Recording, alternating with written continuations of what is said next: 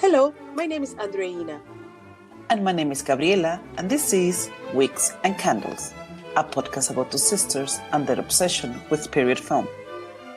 We want to dig into some of our favorite period films and review them. Find out why we love them and what effect they have on us. Join us on a trip through palaces and manors, balls and tea parties, and a lot of dresses, carriages, and of course, wigs and candles. In this episode, Harriet.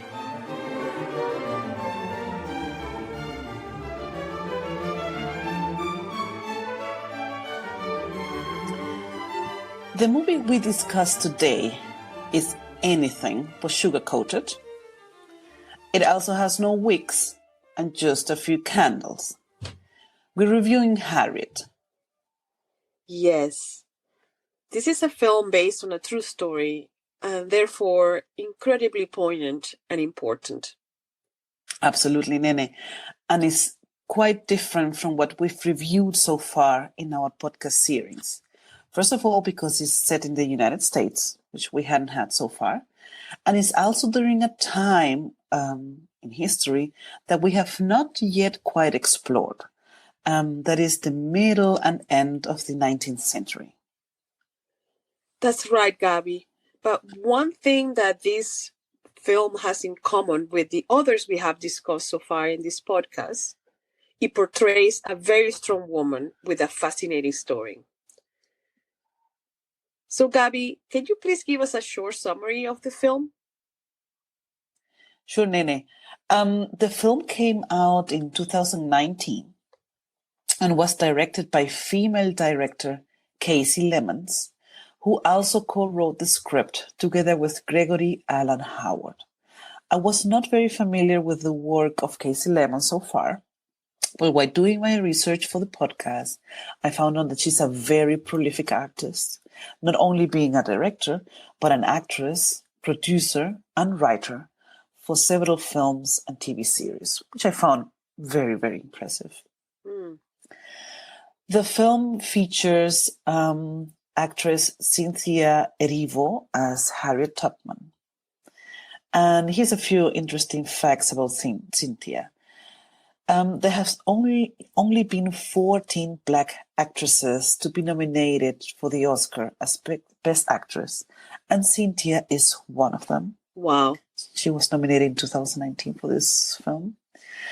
And not only that, in the same year, she was also nominated not only for the performance in the leading role, but also for the original song of the film Harriet, named Stand Up. We have to say that Cynthia comes from the musical. She has a musical background. This is why she's also an excellent musician and singer. And she won the Tony Award for The Color Purple in 2016. So back to the movie, a few other facts. We also have two other performances. One is actress Janelle Monáe, who plays Marie Buchanan.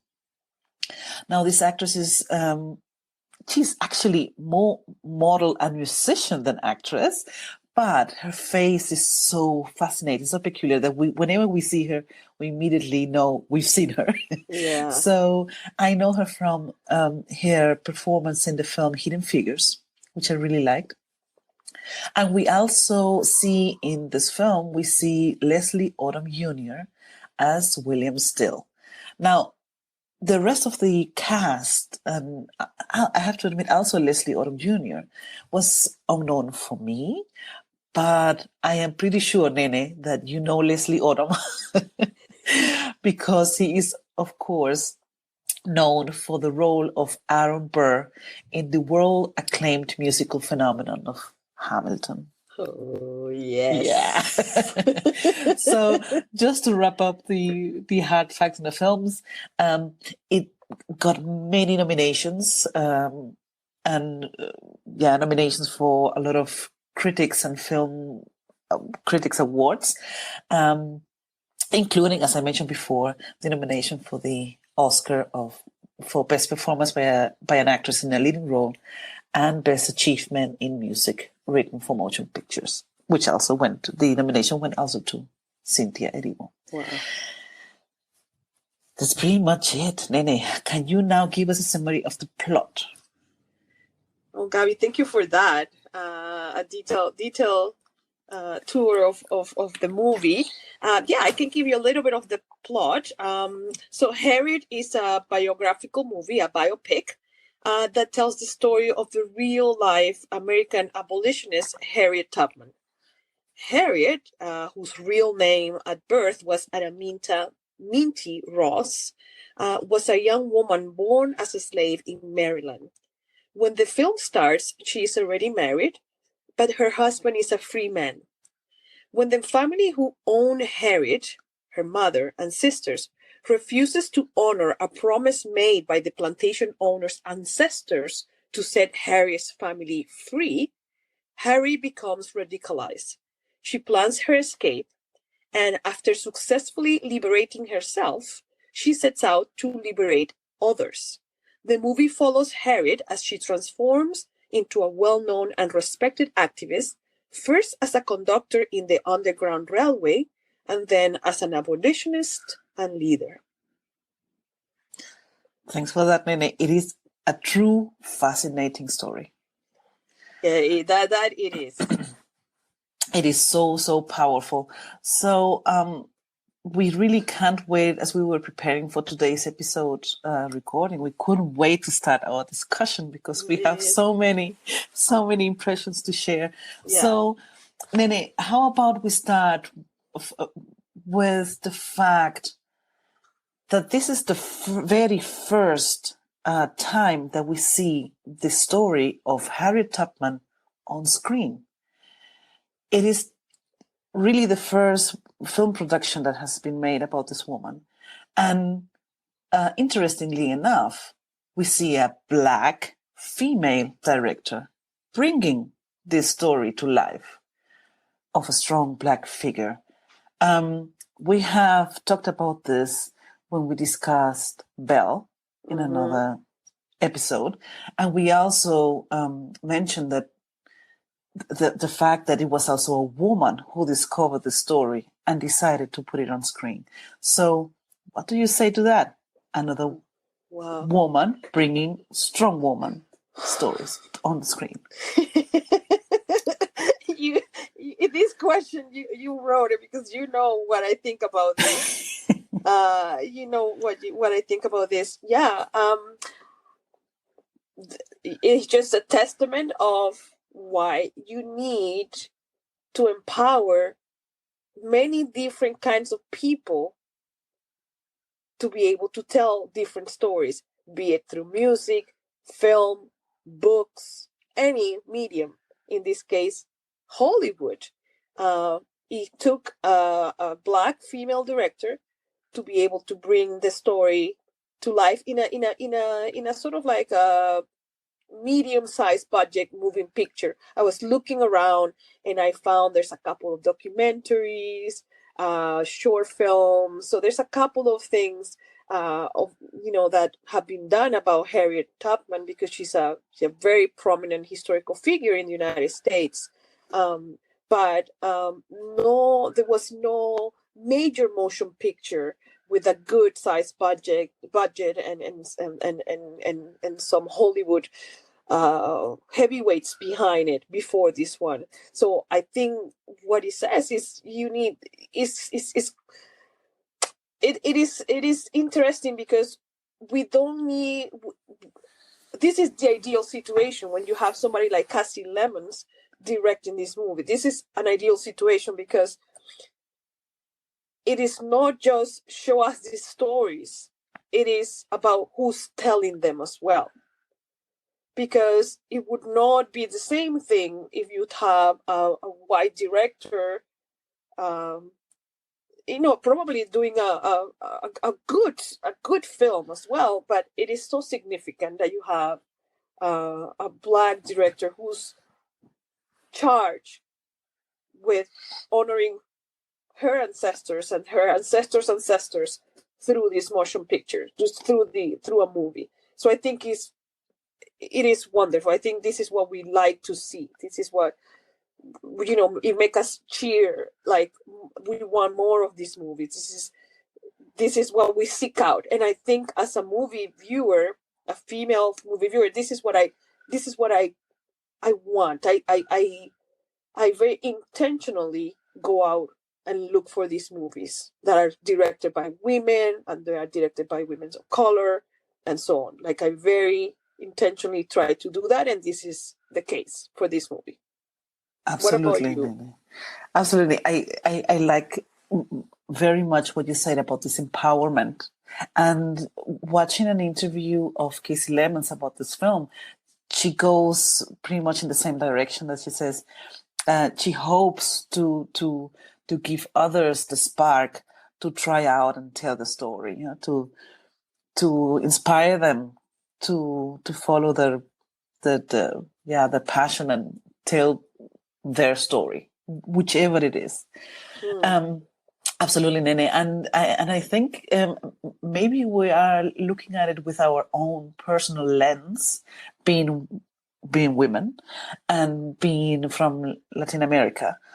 So we might have a selective, selective perception, but for me, it also means a lot. And when I realize what it means to me to see such an excellent production, such a strong story, such a good job being done by a woman, I think exactly that. I want to sheet it up. I want to say, look here, there was a Black woman who was not afraid of anything, and she took the chance, and she did this. Of course, Kasi Lemmons has a certain experience, and we mentioned she's a very experienced artist in this area. Yeah. But still, she took the chance of portraying the story of Harriet Tubman in such a dimension.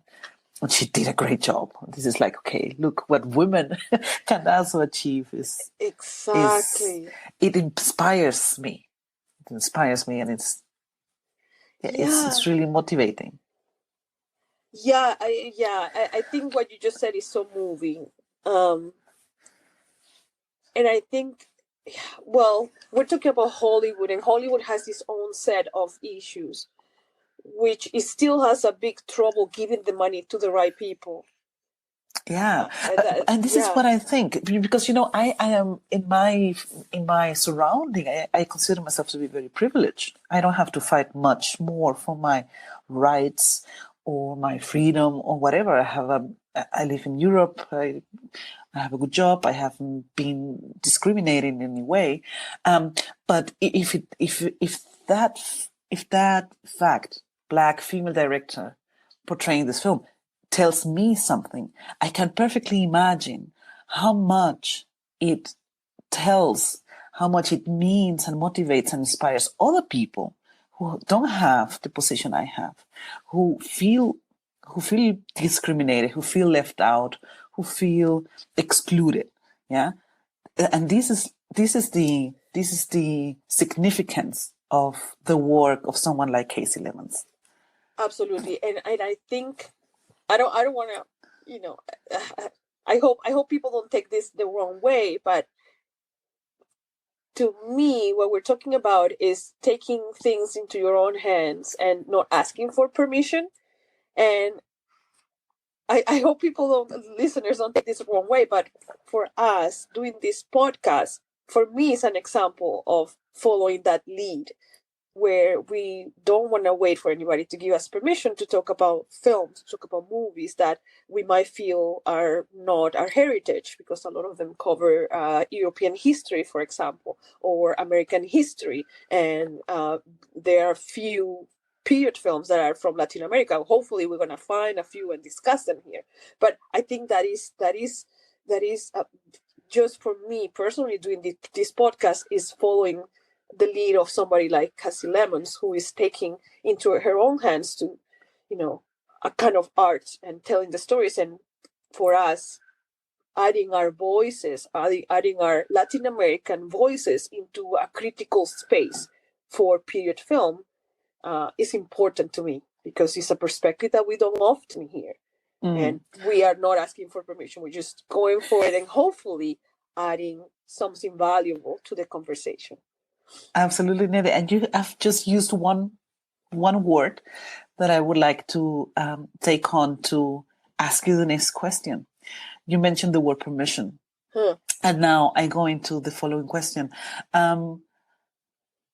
We in our introduction we made a little portrayal of Cynthia Erivo as a leading actress on this film, and we mentioned that she is British. She's British Nigerian. And funnily enough, the production team for this film was criticized a lot by the choice of a British actress to play the role of an American hero. And this is why I use now your cue. They didn't ask permission. They didn't ask for permission to cast a British actress into this. Kasi Lemmons had a strong feeling about this, and she knew it was the right thing to do. And Cynthia Erivo was convinced that this was the role for her. Wow. Now, what do you say to that? Wow, I'm gonna give you my opinion, but then I'm gonna turn it to you because I didn't read a lot about. I remember a little bit about there being a little bit of controversy when this movie came out not too long ago. So I remember, but not too much about. There was some criticism. I don't think people of course can criticize, but I think artists in general don't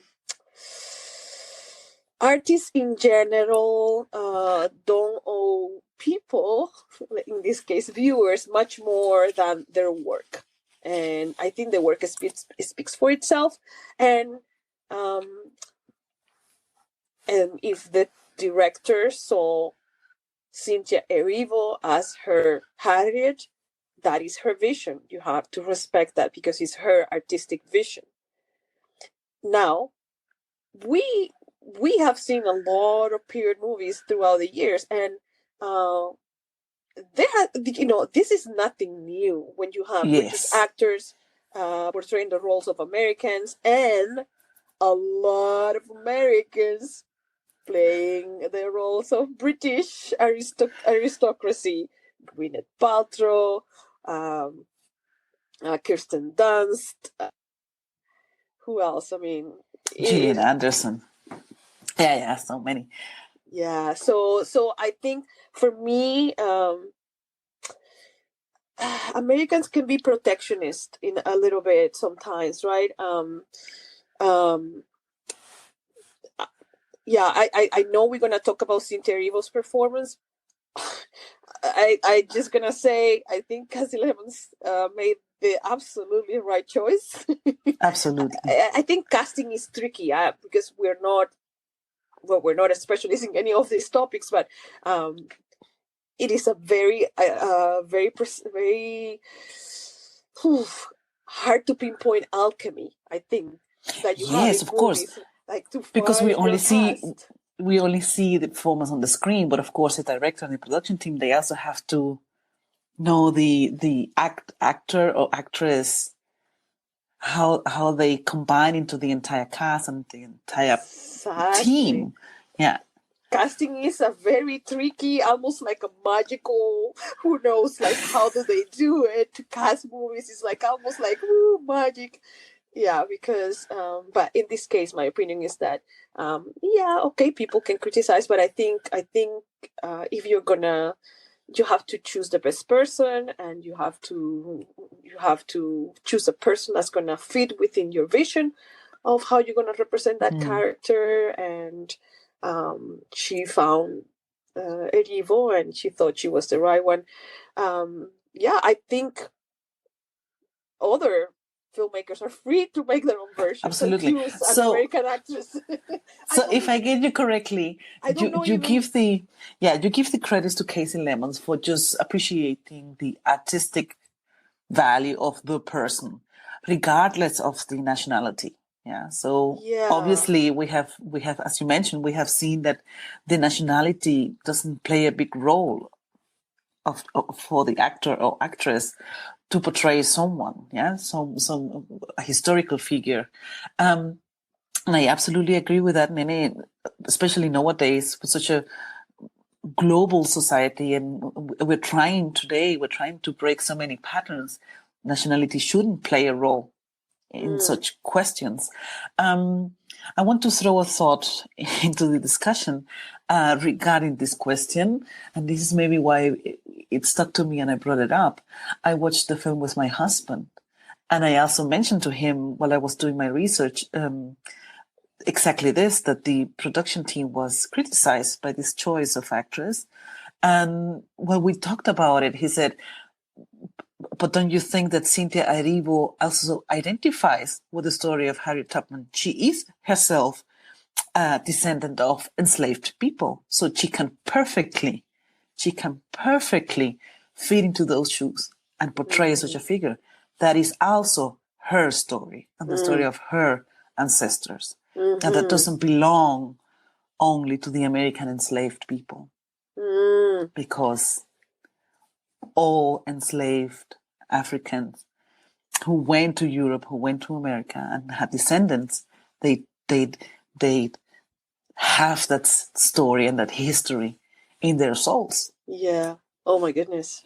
That's a great point. Of course, that is a fantastic point. Yeah. So she's honoring her own ancestors, and yeah, I don't have much to add to that thought. Yeah. Other than to say that it is a tricky thing, and I think in this case, I think it's case by case in those times where there's controversies. People love to especially film Twitter. Film Twitter is particularly picky about things, and they go up in arms for all kinds of things. There's always criticism to a lot of casting choices for this, for that, for superhero movies and this and that, Yeah. and then the actors prove them wrong. And in the whole, I think what's most important is that did she honor the historical figure with her portrayal? I think she did. And Absolutely. I think that is the ultimate goal. Yes, Nene. And I think we can explore shortly exactly that point, if you allow me. Yes. The performance of Cynthia as Harriet, it is so breathtaking. It is so strong and powerful. Yeah, we can go on that, because I was I don't know if we're gonna be touching on this later. I think we're talking more topics, much more than production values or things like that. In this case, because the story is so compelling. For me, the strongest part of this entire movie is her performance. For me, Cynthia Erivo's performance is what elevates the movie to another level. And I'm looking at our script and seeing, are we going to be talking about, other more technical aspects of the movie? And I think she did a lot with a so-so script. Not so much in terms of dialogue, but in terms of pacing and in terms of delving into some moments and maybe brushing up, just kind of rushing through other ones, more in that kind of thing, like trying to put a little bit too much. Yes. which is very common in biopics. When you try to cram a lot of years into a movie, they suffer from that. So for me, she absolutely elevates the movie to another level every time she's in, which is almost every scene. second, every scene. She has the power that she has in her face, but her entire body. I think it's such a physical performance, because we see her running a lot, because she does her escape. And there's just some wonderful scenes of her lifting off her skirts and just running through woods, running through roads, in the dust, just escaping. Is a very physical performance, and you can believe 100% the how strong she was, how this woman was like ready to run by the force of her convictions, and she's very moving at other times. She's very deep in other times. She's very tender in other moments. And her singing voice, Oh my Lord. gosh. Oh, Lord. Because this is something that we haven't mentioned. And I don't know how accurate this is. Harriet escapes. She makes it. And then she makes it to freedom. She actually escapes, and she walks or runs 100 miles to freedom on her own. Initially, she was supposed to run with her brothers, but they back out of the plan. They backed out. Yeah. They are too afraid, and she says, I cannot. I must go. So she does it. She does it on her own. And then she comes back. And then in her back and forth, trying to liberate people, she would sing. She will like this. She will stand far away from the fields, and she would sing this song. And that's when the slaves will know that she's calling them. Every time she did this, I almost lost my mind, because it was so beautiful. Like, I found those moments so sublime. Yeah. So sublime. So yeah, those were the moments where the movie elevated itself to another level, where other times it was a little bit more pedestrian. Every time she sang, it was like, this is the level that we want in this movie. Yes. And then it will go into some scenes that were not as accomplished. But yeah, that's my opinion. That's your opinion. Nene, I also, I agree 100% with what you say. We don't usually agree 100%. But I agree on this point. I agree completely that what makes this movie stand out is not only the story, of course, because it's an incredibly true story, but of course the performance of Cynthia. Yeah, she drives the movie. She is in it. She is the energy in the movie. Yeah, even though she's kind of calm all the time. She's suppressing so many feelings. There are only a few scenes when you really see Harriet releasing emotions. You know, she's always very controlling herself not to make a mistake, not to make a noise. She's always in the hiding, you know. And she, of course, with her slave background, of course, they knew they couldn't be too loud. They had to bow their heads and everything. And this is and she follows that. Yeah. And there's only a few moments when she really lets this inner intrinsic energy out and shows expressions in her face, like the scene when she finally, for the first time, when she walks into freedom and she looks into the sunlight, and for the first time you see that she's smiling and she's about to burst into tears, because it must have been probably the first time she could be herself without being, observed by her owner or whatever, or being told off. Yeah. So I absolutely agree that Cynthia is, of course, driving the film, and she has this talent, of course, of portraying the right emotions in the right moment. And I guess what makes it, of course, very special, and this might maybe close the question why Casey Lemon chose her for this film, because Cynthia can sing. She is a musical performer. So, of course, her voice is just like the perfect qualification for this film. And while doing the research, Nene, I read about Harriet Tubman, and it was very common for slaves to use songs to communicate. So this is part of the story. And I think they made it really good in the film, that they blended these singing aspect, these songs and the musicality of it, they blended it very well into the story. That Harriet sang into the fields to send them a message, to tell them I'm going, or to tell them I'm back, and so on. This is a part of the story, and they did really well. And of course, with the cherry on the top, Cythia Erivo herself is a singer. So she's Tony Award winner. So singer.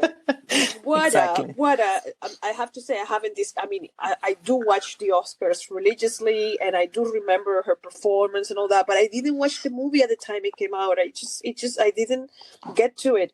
So I'm only now, because we're doing the podcast and discovering, like, going into looking at her performances, and she has the most profoundly deep, velvety voice. Is a very poignant voice. I don't know how to explain it, and I agree with you. The way they blend that so seamlessly into the story was perfect. That was one of the best things they did. That you know, because if you don't, if I didn't know that while watching the film, and I was like, okay, this is nice. I love music, and it was so beautiful to listen to. This is very strong, soul-y voices, blues voices. It's like gospel. It's so beautiful to listen to. There's the scene on the boat, pretty much to the end, where she is standing with soldiers. She's leading a company of soldiers. On the river, and they're sitting on the little boats at the shore of the river,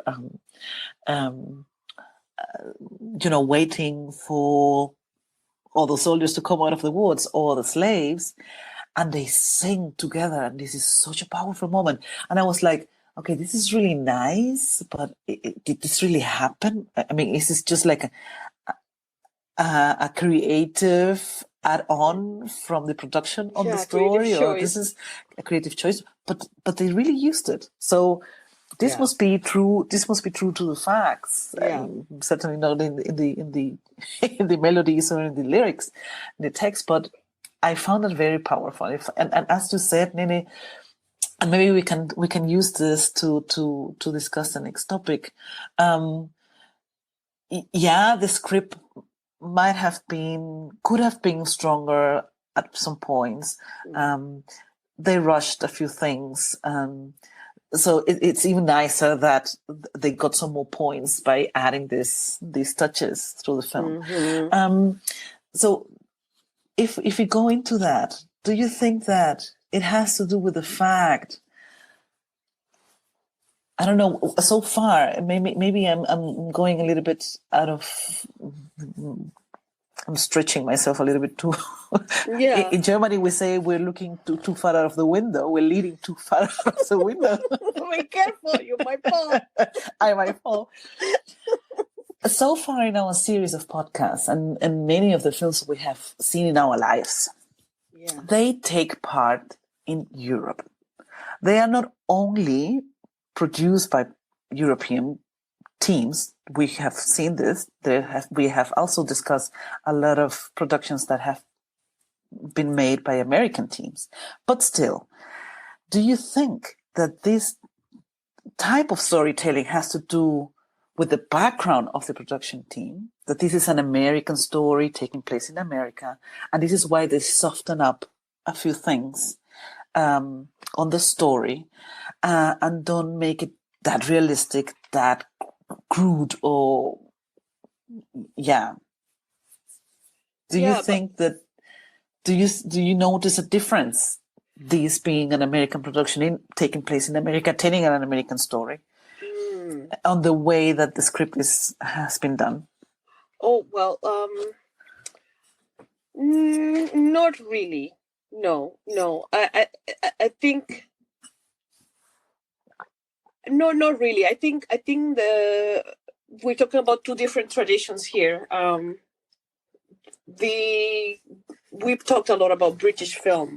We have talked about a couple French films and so on, but mostly British, and they have a completely different tradition, which is the heritage film industry, which is looking at the past in more or less possible positive or nostalgic ways, and is portraying a past sort of like, it's a little bit like propaganda about themselves, and it's about the beautiful costumes and class and all kinds of things. It's a little bit of a fantasy. And when we look at we cannot really say period, but we can say period films, American period films. They have to look at their own history, and a big part of that history was slavery. So I think the topic itself doesn't lend itself to having a softer focus or a softer lens. I think, in fact, the tradition of historical films about slavery have, in fact, focused a lot on showing a lot of the violence and a lot of the pain of slavery, to the point that nowadays there are critics, or maybe always been saying, enough of the slavery movies. We need to start portraying other kinds of Black stories that don't focus on slavery. So I don't see I think it's just two different traditions of film. I think the script was, I think the film was didactic. For me, for example, I think if we're going to talk about the script and tradition or the perspective, I think the film was didactic in the sense that it told me the basics of the story. Because, to be completely honest with you, we're not Americans. We know, we have said this many times, and American school children learn about Harriet Tubman in their school books. We don't. And Canada, so we don't. So if we learn about Harriet Tubman, it's as adults, as grown-ups looking into American history. So I, completely being honest here, I didn't know the details of her life, other than she was an important figure. That's it. So in that sense, the movie told me what I needed to do as an introduction to this historical character. Yes. And in doing that, it was perfect. Yeah. The story starts when she's a young woman. She's not focused on her childhood, any of that. It's focused very much on her journey to freedom and how she became a conductor in the Underworld Railway. It's very much focused on that trajectory. So if we talk about the representation of slavery or the perspective or the softer focus, I don't know. I'm not sure if I understood your question very well. I think there was a choice made to very much focus on her journey and yes, show some of the violence and some of the cruelty, the cruelty of slavery. But they did it in a.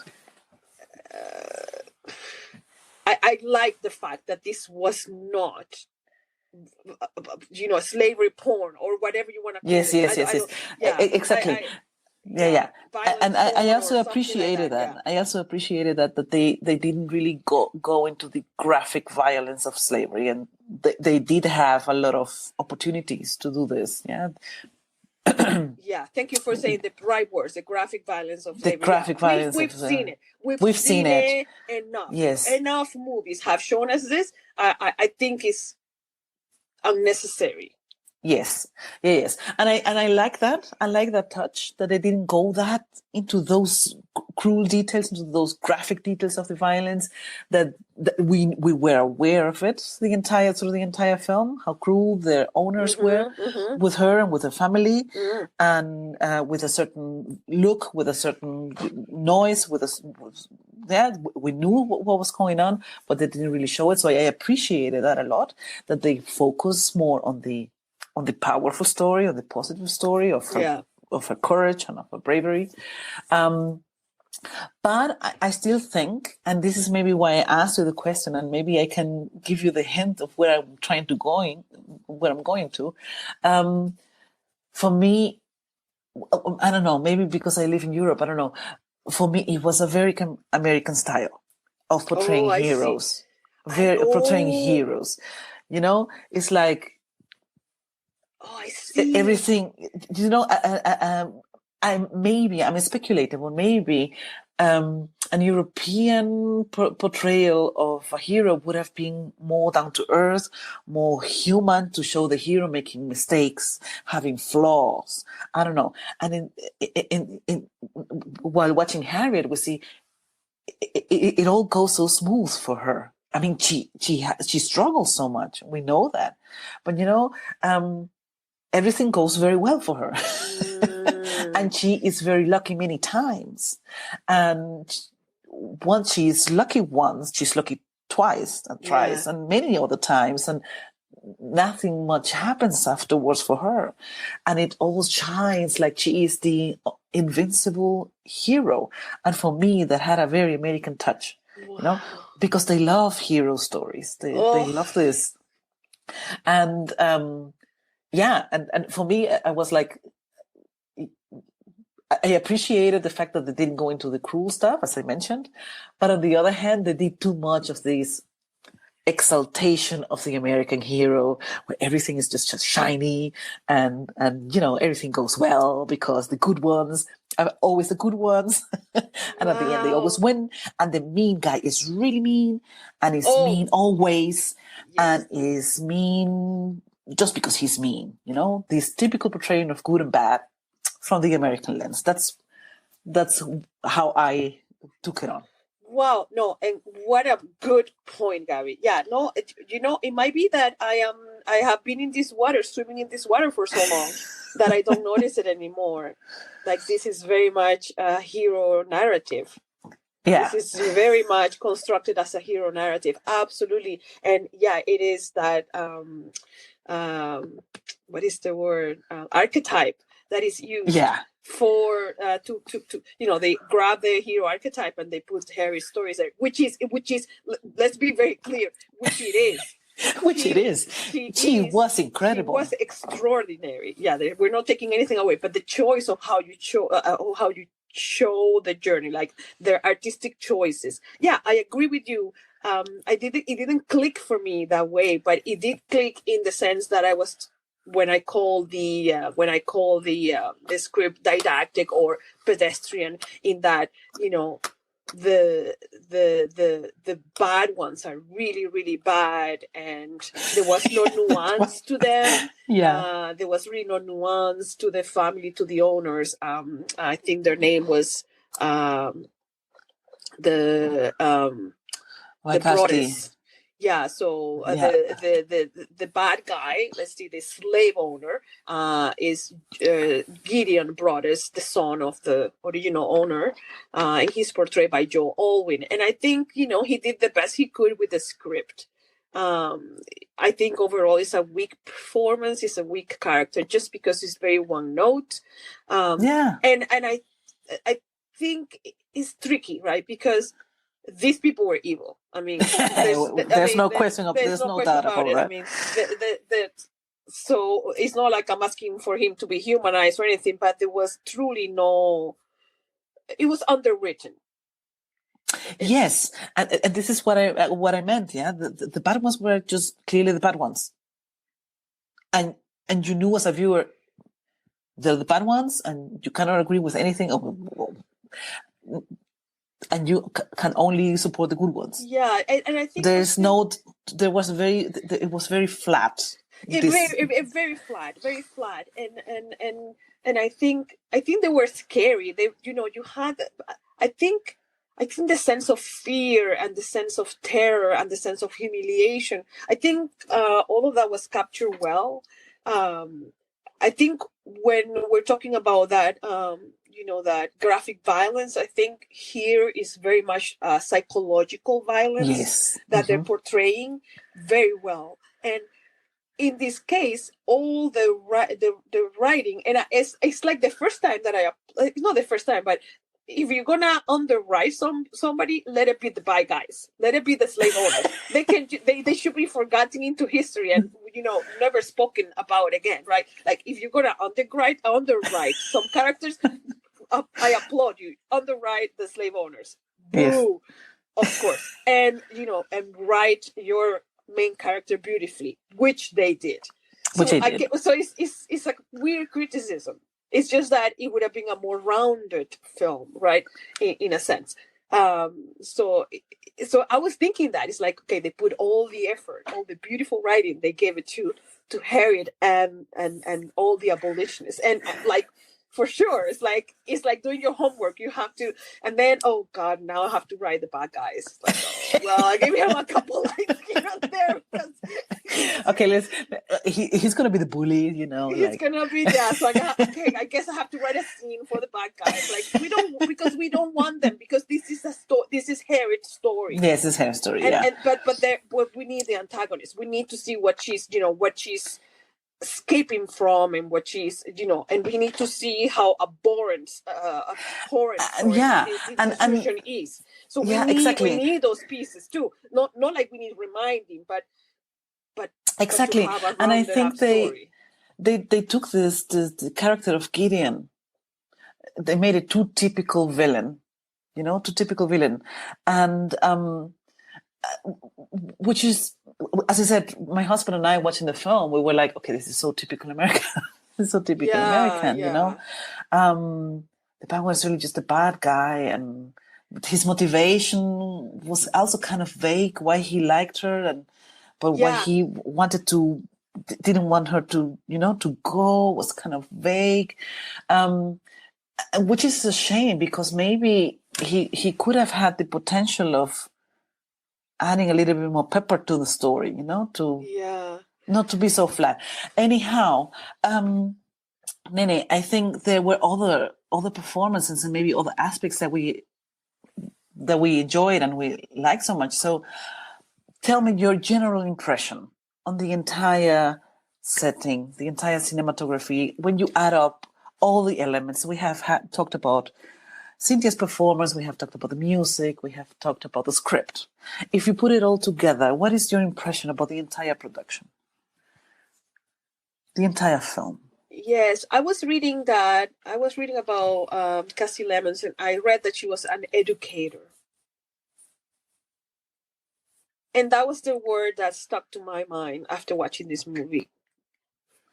I felt that I've learned about Harriet in a well-told story that told me the main points, that got me up to speed, so that I can now go and read her biographies and read about the work, and then go from there and understand her impact. I think it's a well done movie. Obviously, lots of care was placed in portraying Harriet, our hero, which now you very clearly pointed. Yes, it's a hero trajectory. It's wonderful. There's very little friction. Like there's an aspect of a little bit of magic or spiritual aid here that happens for her, that's incorporated into the narrative. And that we can later discuss if this was accurate or not, to historically accurate or not. Harriet believes in God very deeply, and she was wounded as a child with a piece of metal that left her throughout her life suffering from convulsions and sort of like blackouts and sort of like dizzy spells or sleeping spells. And the movie explains that it was during these sleeping spells or convulsions or blackouts that she would have visions. And those visions were the ones that guided her to the work and sort of gave her inner strength to conduct the work and feel like she was invincible. Like there's a few scenes when she invokes this power, this spiritual power that she has seen through her visions to kind of guide people. There's a scene where she walks through a river with her hands up and her gun to show the people, like Moses. There's a whole parallel made with Moses through a song, through obviously she becomes Moses when she's coming back and forth. There's people are getting angry because slaves are running away, and there's signs of runaway slaves, and everybody's trying to catch the conductor, and they think it's a man called Moses. It's beautiful, right? This parallel is wonderful. Moses leading his people to freedom. So I think in that sense, the movie does that very well. My overall opinion is it's a very important story. I think the filmmakers honored the story, but it left me lacking. I think it needed a stronger vision behind. I don't know if vision is the right word, but a stronger.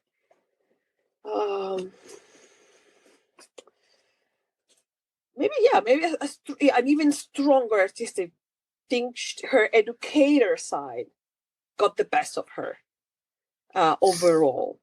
The movie is beautiful to look at. If when you're talking about a movie about slavery being beautiful to look at, exactly, it is gorgeous.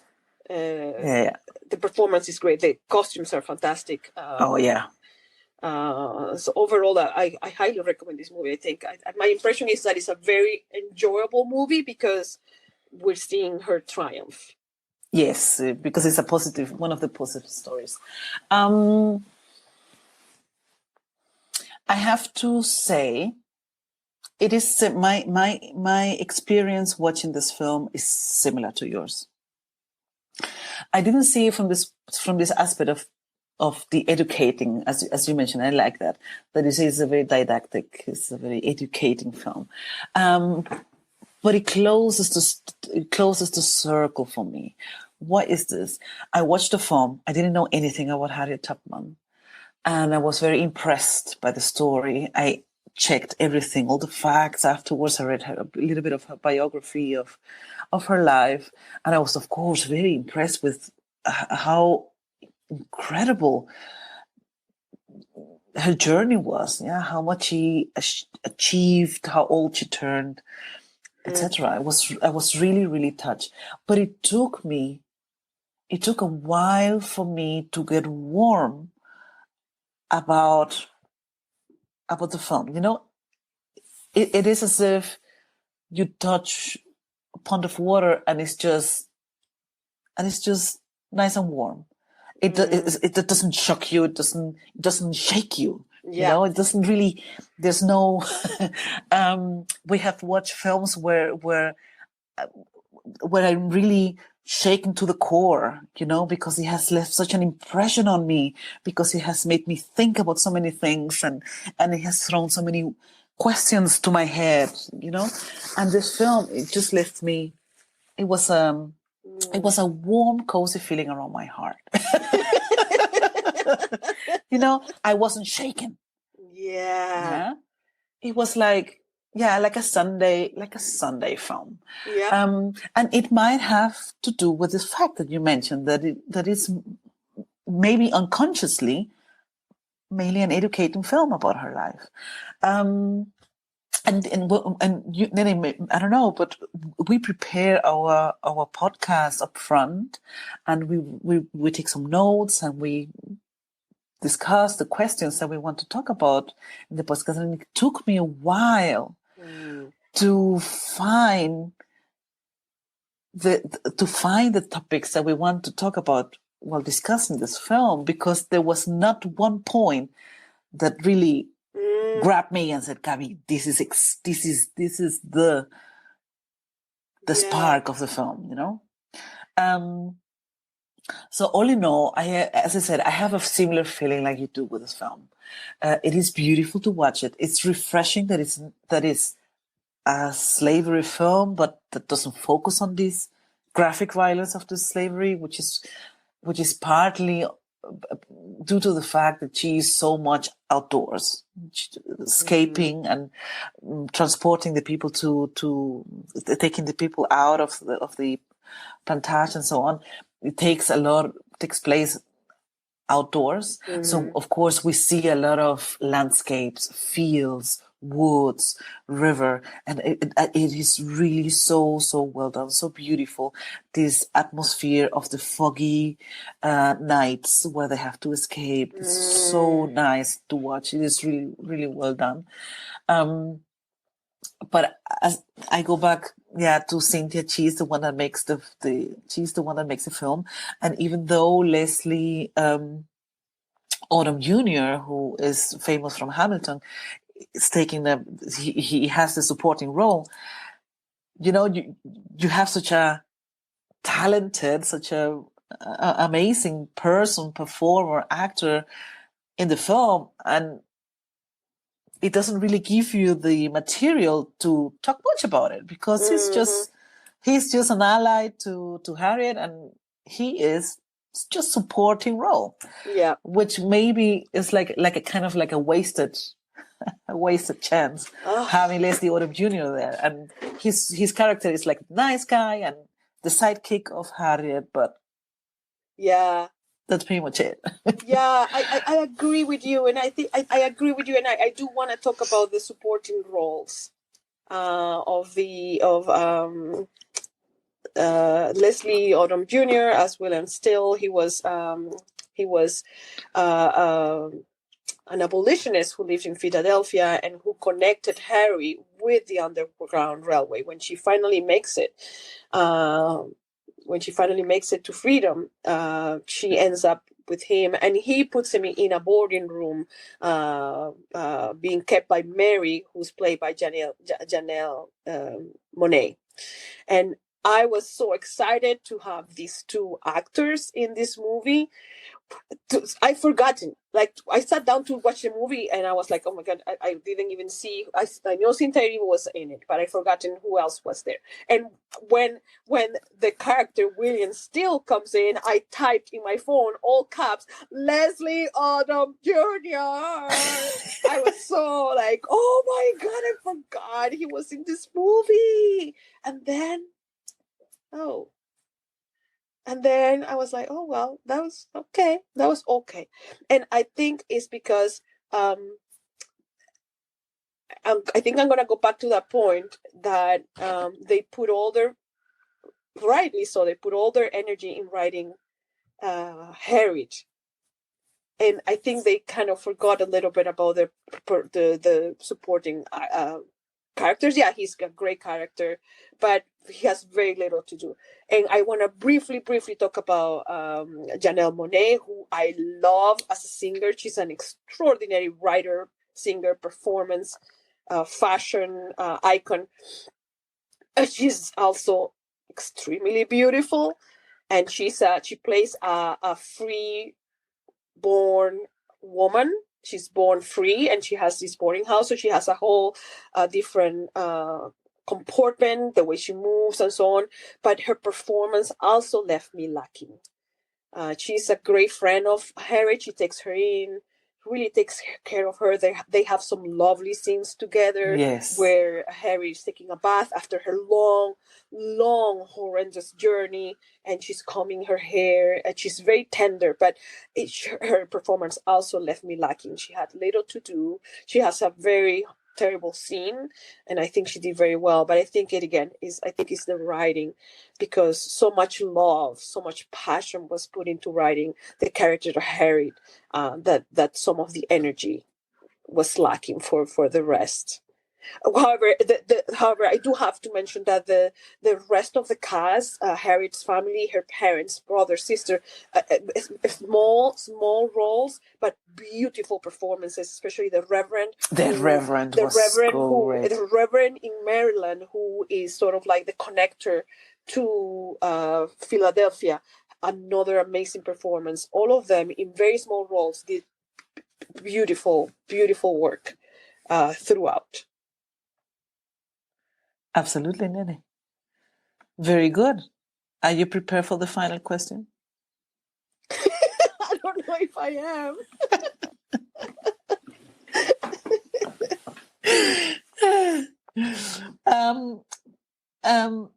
How many wicks and candles do you give this film after this thorough analysis?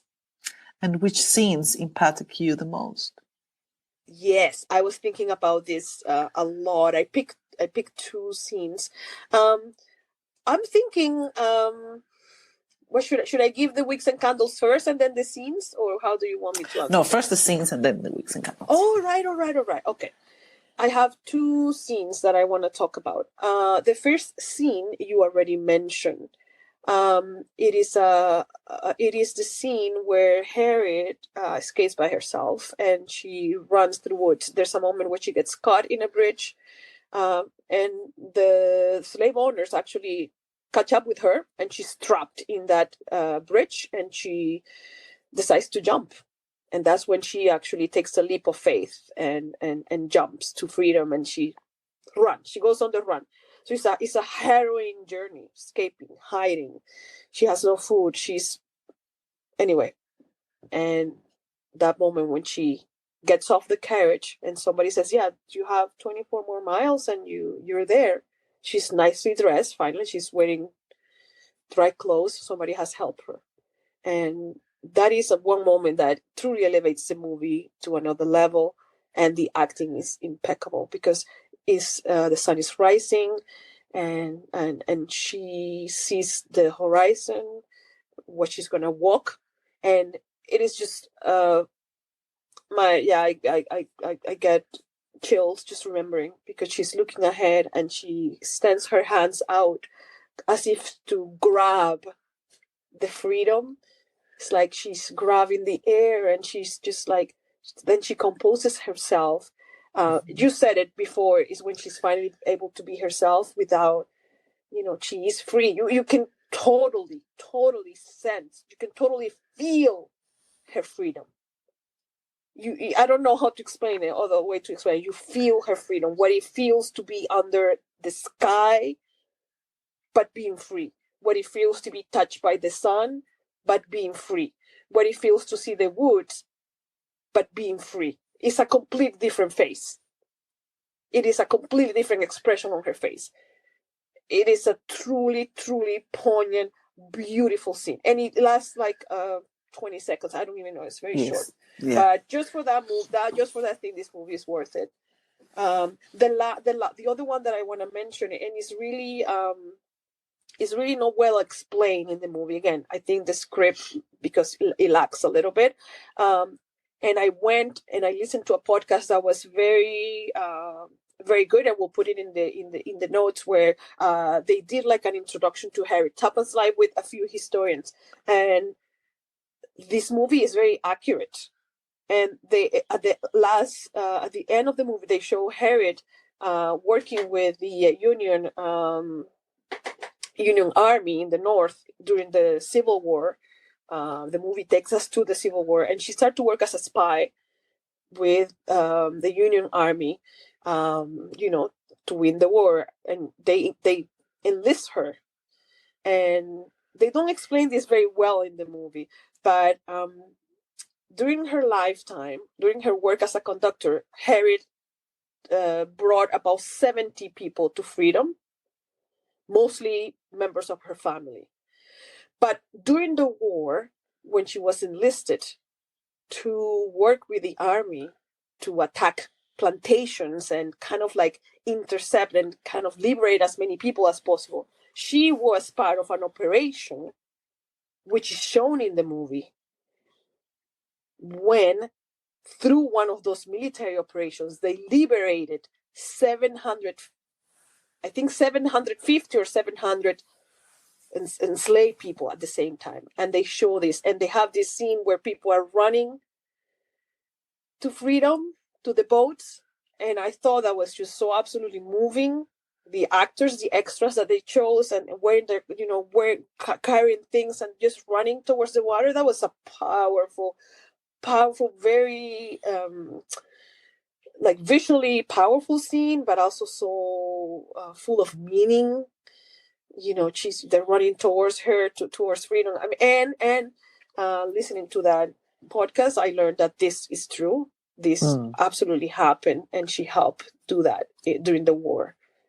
So those are my two scenes. So overall, Wicks and Candles, I feel terrible because if you listen to our season finale for our first season, I'm going to give the same amount of Wicks and Candles to this movie that I gave to Bridgerton, which is fun, great. And here we're talking about a historical character that did so much for humanity, that did so much for her country. But I'm going to give it 7. I'm going to give it 7 Wicks and Candles, just because it shines here and there. It educated me. It taught me a lot. There's beautiful moments, but overall, I think the script was lacking passion. I think it lacked a little bit more passion, a little bit more, and a little bit more writing. What about you, guys? Very good. What are your very two good scenes, and how many Wicks and Candles? There won't be many surprises in my rating. I totally agree with your first scene. It is the core. It is the core of the story of the film. This moment of walking to freedom, just as you described it, how you as a viewer can feel her relief, that she herself cannot believe it, that she maybe doesn't even dare to be happy, because she has this hesitating moment of I can grasp freedom, as you described it, yeah. But at the same time, she controls herself, because she still doesn't believe it herself. She's just still hesitant. Something still might happen, Yeah. And you feel this. You feel it is an amazingly well done scene.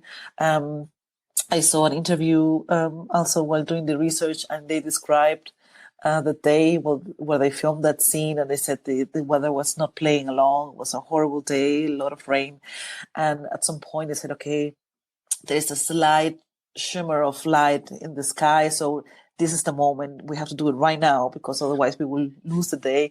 And they climb up that hill, and just in the moment when they say camera roll, the sky opened and the sun came out. So both the actors and Casey Lemons described this as the most magical moment in the filming the movie, yeah.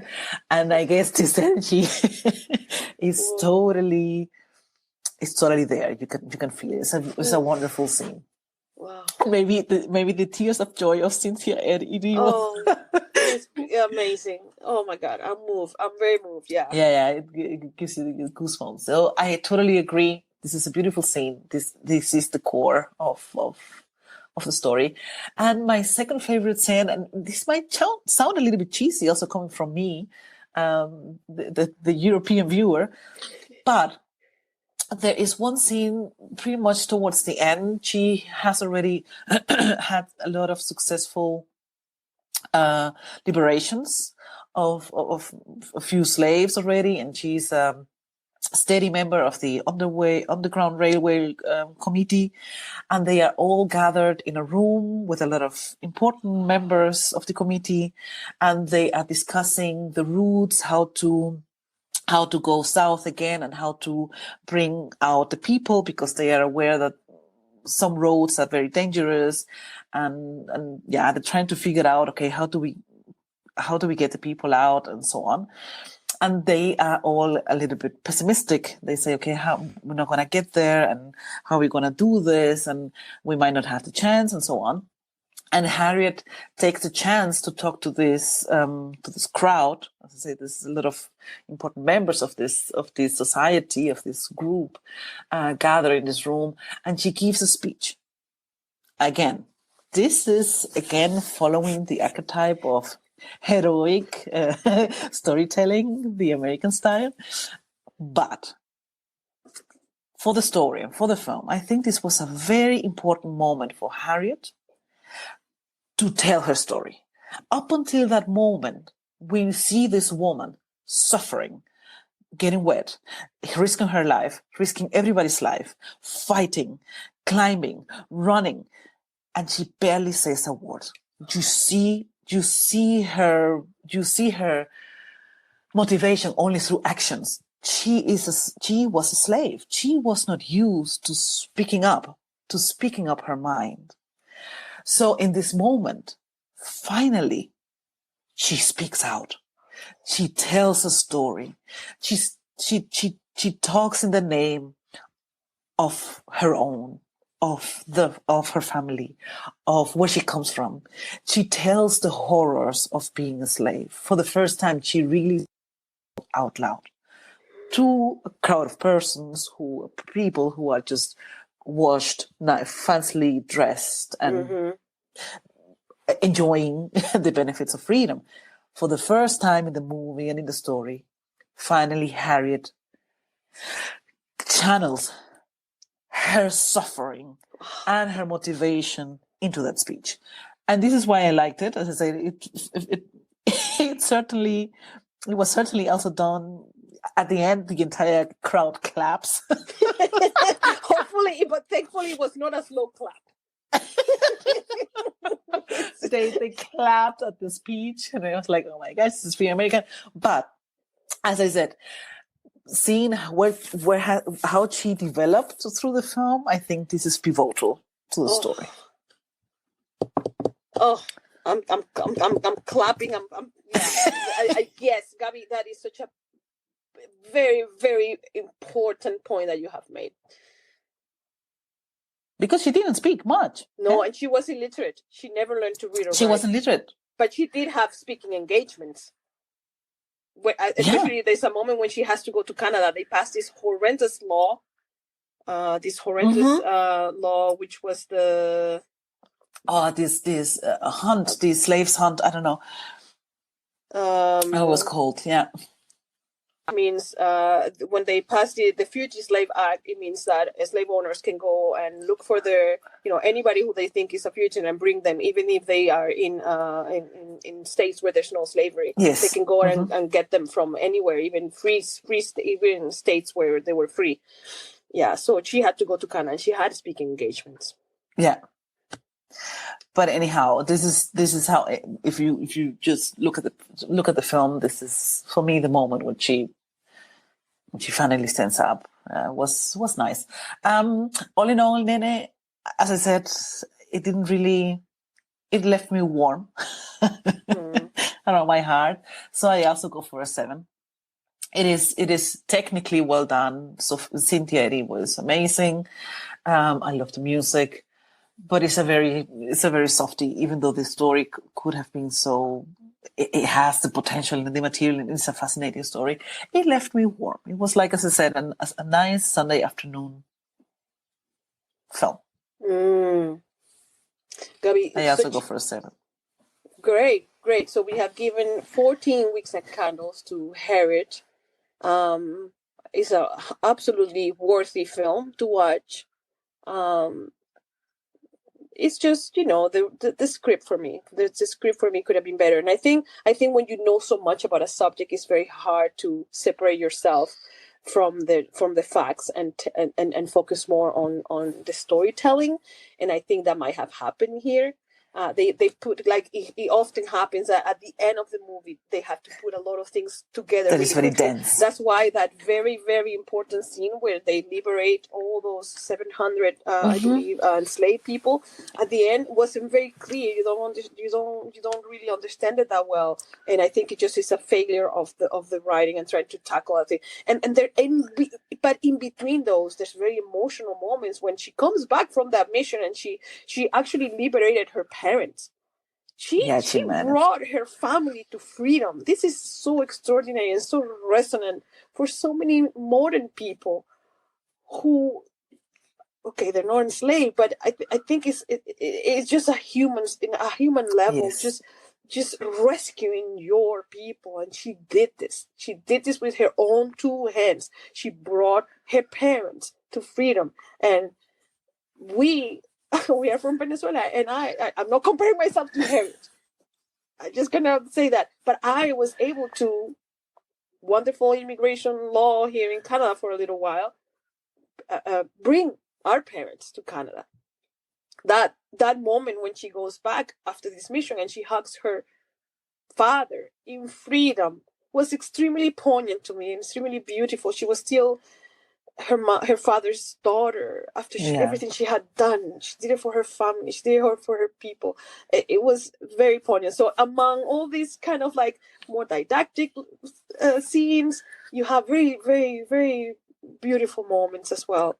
So this is an absolutely worthy movie to watch. And I think maybe it's just there's too much to tell, and they kind of tackled a few things and facts at the end. And she, like you said, she lived to 91. She had such a long life. Yeah, maybe they showed too much of the many back and forth that she had. Maybe they wasted too much time telling that part of the story. I don't know. We cannot repair the film from our perspective. No. There's a few montage, and I enjoy all of those. I'm not sure. We're not filmmakers. I don't know how to. No filmmakers. We can only speak from our point of view as viewers. Like, what do we feel that we didn't get? But Gaby, can we mention the song? Yes, it was to an wrap it up. Oscar It's nominated beautiful. song, didn't win. Stand Up, correct?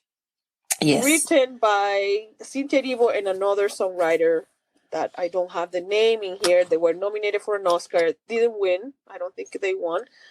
But please do listen to that song and to Cyntia Erivo's performance. It is truly an astonishingly beautiful and powerful song that really, really honors the work that Harriet Tubman did, and how this story is so important to be, that needs to be told. Yes, and the lyrics of the song tell the story also in a song. In story in such a moving way. Yes, Nene, the song was written by Cynthia and Joshua Brian Campbell. There you go. Thank you. They were both nominated for that song. Yeah, and she sings it so beautiful. Yes, we will certainly put some of these links in our show notes that you can check them out. Exactly. We'll put the podcast and we'll put the link to the song. And yeah, I think this is such an important story that takes most of the candles, right? That yes. Most of the wicks and candles. It's just an important story, and it had to be told. That it had to be, and I'm so happy that it's not just a short story or a documentary. That is a motion picture, because motion pictures, and I don't know what I'm using motion picture. I don't know what I'm using that term, but I think the medium lends itself to creating myths. And I think those are important for absolutely, and it reaches people. A bigger audience, of course. Yeah, absolutely. So she deserved the big screen treatment, obviously, as a hero of the American abolitionist movement. She deserved a huge screen, and yes. I'm so happy she got it in a beautiful movie overall. Absolutely, Nene. Yeah, well, thank you, Gaby, for this very, very interesting and compelling conversation. I think we can see each other's eyes, and we could talk about this as always. We could talk much longer, but thank you for putting together these very good questions for the discussion, Gaby. I really appreciate it. Thank you for your insights, Nene. They're always so incredibly valuable. And yours as well. So many things that you have taught me during this conversation. But we want to thank you for listening, and thank you again for listening to our podcast, and see you soon. Thank you. See you next time. Bye-bye.